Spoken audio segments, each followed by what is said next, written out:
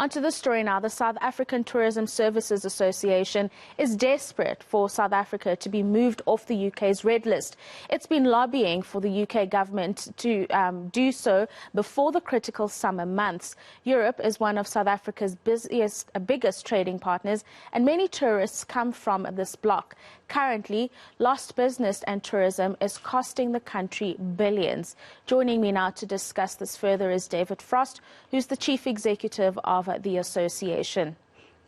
David, many thanks for your time this evening. So before the pandemic, perhaps paint a picture of how many UK travellers was South Africa attracting annually? Good evening. So before the pandemic, the UK, as our largest single source market, we were attracting just under 450,000 arrivals per annum. Incredibly important for us as a tourism destination.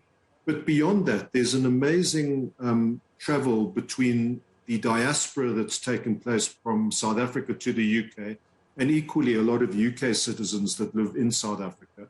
And then moreover, there's also the whole area of trade and investment.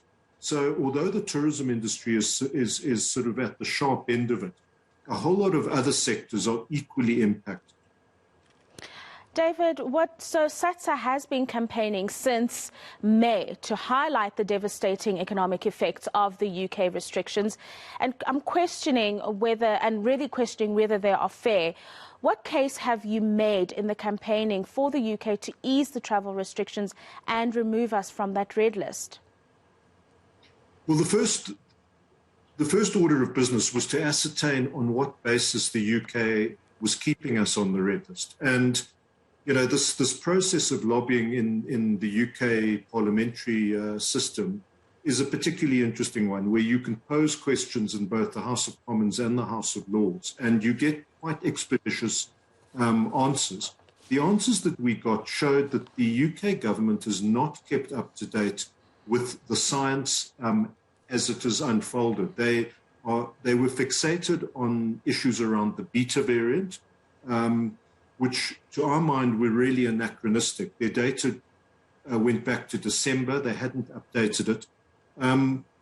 The fact of the matter, quite simply, is the beta variant almost no longer exists in South Africa. We are almost totally, Delta variant in terms of our pandemic, which is the same as the UK. And even if the beta variant was prevalent, the AstraZeneca vaccine, which is the predominant vaccine in the UK, has been totally effective against it. So that whole sort of line of attack, if you will, or that position from the UK government has been really out of step with the present. So our job was really to bring the science to bear.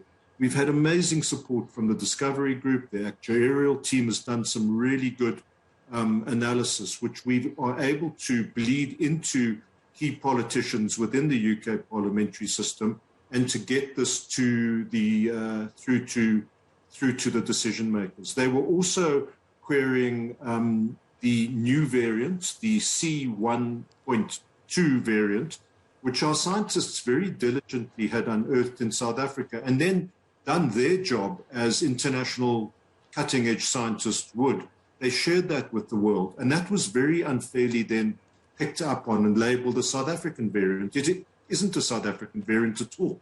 It exists in 10 other countries, and you know, we're simply being punished for sort of being at the sort of top of the scientific game. So when you add all of these up, together with the fact that we're well out of our third wave, cases in South Africa are a quarter of what they are in the UK itself, and a lot lower than a lot of the other countries in the EU and other parts of the world that the UK has on green and amber lists. And of course, at this time, David, the country would be getting ready to welcome an influx of high-spending tourists from the United Kingdom and other key markets. And now that we're on the red list, we're losing about 2 billion rand, according to some reports, on post-tourism spend. Now, the current situation is just going to cost us more as an economy. I mean, are there any predictions of how much more dire the situation could get? Well, look, I mean, every day that we are cut off from a market like the UK is a travesty.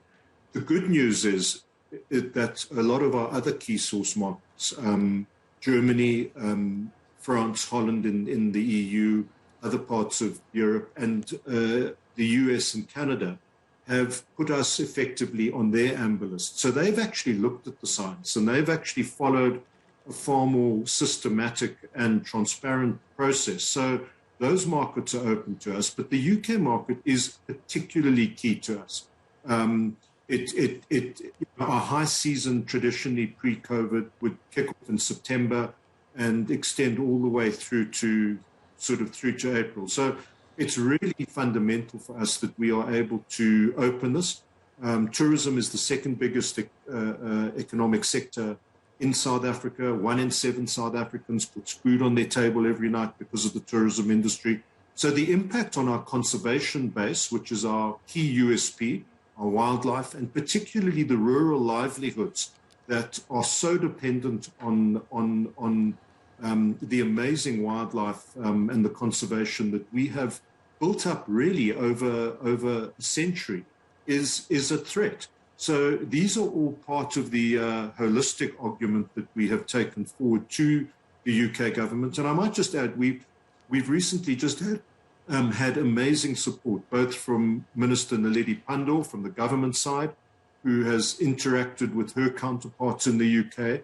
And recently this week, a very powerful letter from Business Leadership South Africa, representing the 80 leading companies, directly to Boris Johnson, saying, come on, mate, it's time to get real. Get us off the red list and let the business flow between South Africa and the UK take place. I mean, it's in the UK's interest as much as ours to open these gates. Come on, mates, it's time to get real. That is Satsa's message to the UK in terms of getting South Africa off the red list. David Frost, many thanks for your time this evening, and he's, of course, the Chief Executive of Satsa. Let's take